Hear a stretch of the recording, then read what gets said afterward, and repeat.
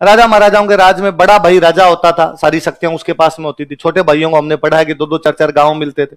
भीमराज को भी कोई गांव मिल गया तो भीमराज को लगा यार गांव वाँव तो टाबरों को दे दिया, अपने बेटों को संभलवा दिया कि तुम रखो, और खुद जाके अकबर की सेना में शामिल हो गया। भीमराज किसकी सेना में शामिल हो गया? अकबर की वहां सेना के अंदर शामिल हो गया। अकबर ने कोई इधर पंजाब की तरफ आक्रमण किया, काबुल की तरफ अपनी सेना भेजी, और काबुल की तरफ सेना भेजी तो उसके अंदर भीमराज को भी भेजा कि भीमराज तू भी जा लड़ने के लिए। भीमराज गया उस काबुल वाले युद्ध के अंदर और भीमराज घायल हो गया। बीकानेर के 50-60 लोग और थे, अकेला नहीं जाता, सेनापति जब भी जाता अपने साथ 100-200 लोग लेके जाता, तो 50-60 लोग और रहे होंगे। घायल होके कहीं गिर गया, साइड में घोड़े से कहीं गिर गया, और बीकानेर वालों को मिला ही नहीं। सेनापति कहां गया, सेनापति कहां गया, अपना पता नहीं कहां गया। तो इनको लगा यार मर गया होगा, और लाश ही इधर उधर हो गई होगी यार, पता नहीं चला उसके अंदर। इसलिए बीकानेर वाले जो बाकी सैनिक साथ में थे, वो बाकी सैनिक वहां से पंजाब से सीधे बीकानेर की तरफ चले गए, और घर पे जाके बता दिया कि भाई भीमराज तो युद्ध में क्या हो गया, शहीद। इसलिए इनकी जो वाइफ थी वो सती हो गई। वाइफ क्या हो गई? सती। सती कपड़ों के साथ न जाया करते, कपड़े वगैरह ले जाके दे दिए, भाई कपड़े वगैरह तो है, बाकी खुद तो मर गया, तो कपड़ों के साथ में सती हो गई। घर वालों ने कर लिए 12 दिन, मर गए, लाडू कर लिया, लाडू खा लिए 12 दिन बाद में। अच्छा, भीमराज उस युद्ध में मरा नहीं, उसमें यूपी का कोई एक राजा और साथ में था। यूपी का राजा था चंद्रसेन। कौन था? अपने वाला चंद्रसेन है, यूपी का कोई चंद्रसेन था। वो घायलों को वापस लेके आया, उन घायलों में भीमराज था, तो भीमराज को वापस लेके आ गया, घायलों का इलाज करवाया, भीमराज का भी इलाज हुआ, भीमराज ठीक हो गया। भीमराज ने पूछा वो मेरे साथ वाले कहां गए, कि वो तो बीकानेर चले गए। ये वापस दिल्ली आए, दिल्ली आके अकबर को कहा कि बादशाह अकबर, वो मेरे साथ वाले चले गए भाई बीकानेर वापस, और मैं घायल हो गया, इधर उधर रह गया था, तो मैं थोड़े दिन छुट्टी चाहिए, बीकानेर जाऊं। अकबर ने कहा जा तू बीकानेर चला जा। अब भीमराज वापस बीकानेर के लिए आ रहा, मथुरा में रुका हुआ है। कहां पे रुका हुआ है? इधर घर वालों में भीमराज की पत्नी रानी जो थे वो साथ में सती हो गए, घर वालों ने 12 दिन कर लिए, और 12 दिन करने के बाद गंगा जी में भेजते हैं, गंगा जी में फूल तिराने के लिए जो भेजे जाते हैं, तो एक पंडित जी भेजे, पंडित जी का नाम प्रहलाद दास। पंडित जी का नाम क्या? प्रहलाद दास को भेजा। भाई प्रहलाद दास जी जाओ और जाके गंगा जी में फूल तिरा के आ जाओ। फूल तिराना जान समझते हो? अस्थियां जो बहा के थे, फूल तिरा के आ जाओ आप। तो प्रहलाद दास जी जा रहे गंगा जी, हरिद्वार जा रहे हैं। प्रहलाद दास जी भी रुके हुए मथुरा। कहां रुके हुए? और मथुरा में आगे कौन रुका? भीमराज।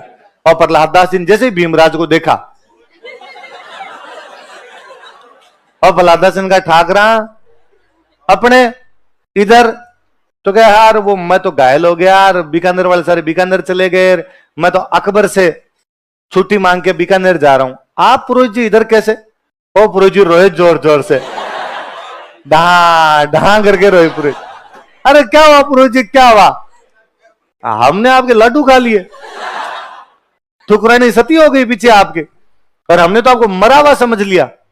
और भीमराज को लगा गया अरे यार मरा हुआ ही मान लिया, मतलब घर वालों ने ये समझ लिया मर गए, और अपनी पत्नी अपने साथ में क्या हो गई, और उसके मन में वैराग्य उत्पन्न हुआ, और लगा रहा अब इस जिंदगी का मतलब ही क्या है, अब साधु बनेंगे।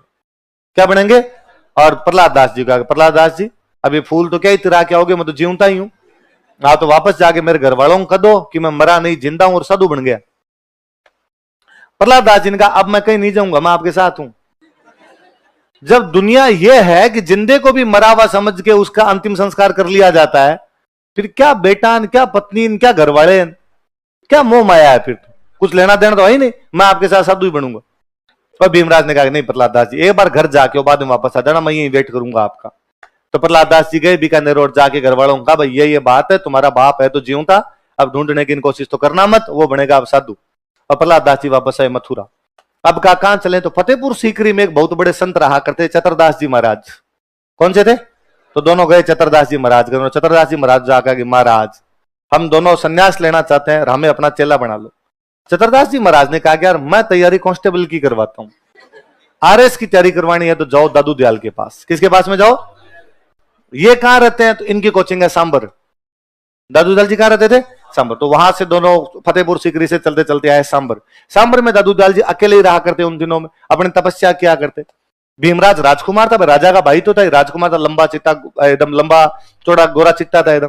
जैसे वो घुसे दादू दयाल जी ने देखा भाई एक लंबा सा आदमी सामने से आ रहा है, तो दादू दयाल जी ने कहा कि आओ रे मेरा भाई सुंदर, आ रे मेरे भाई सुंदर। और वो भीमराज ने कहा महाराज महाराज मेरा नाम सुंदर नहीं है, मेरा नाम भीमराज है, बीकानेर के राजा कल्याणमल का छोटा भाई हूं, संन्यास उत्पन्न हुआ है, मन के अंदर वैराग्य धारण हुआ है, और मैं आपका चेला बनने के लिए आया हूं।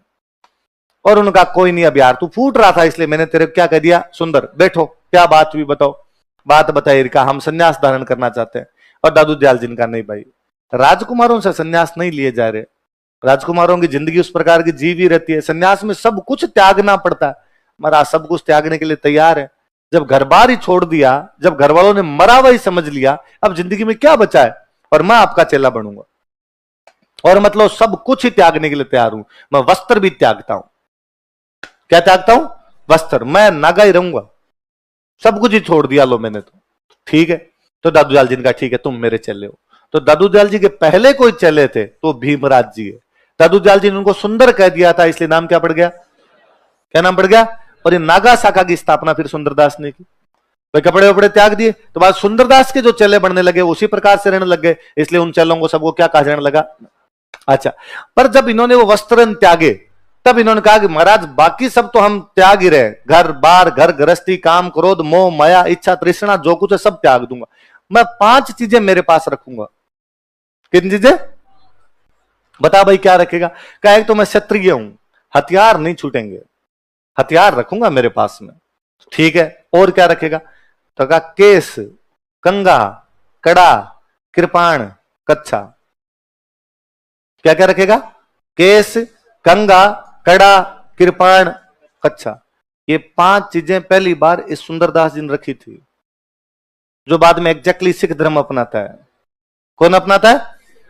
सिख धर्म अपनाता है। ये इनके कहा हुआ है कि हम ये जो नागा साधु जो भी होंगे 5 चीजें धारण करेंगे, केस, कंगा, कड़ा, कृपाण और कच्छ। सैनिक वेशभूषा में सैनिकों की तरह हम कच्छे धारण करेंगे, सैनिकों की तरह हम हथियार धारण करेंगे, सैनिकों की तरह हम बाल रखेंगे। बाल ज्यादा इसलिए ताकि तलवार की भी लगे तो सिर पे ना फूटे जल्दी से, और जब बाल लंबे होंगे तो आपको कंगा वैसे ही रखना पड़ेगा, कड़ा रखे। तो 5 चीजें कौन कौन सी? केस, कंगा, कड़ा, कृपाण और कच्छ। ये 5 चीजें हम धारण करेंगे, बाकी सब कुछ त्यागने के लिए हम तैयार हैं। ठीक। प्रहलादास जी ने कहा महाराज मैं, तो दादू दयाल जी ने कहा कि भाई मेरा चेला है सुंदरदास, तू सुंदरदास को देख के साधु बना है, तो तेरा गुरु जी कौन हो गया? सुंदरदास। तो दादू दयाल जी के चेले सुंदरदास जी, और सुंदरदास जी के चेले कौन हो गए? प्रहलाद।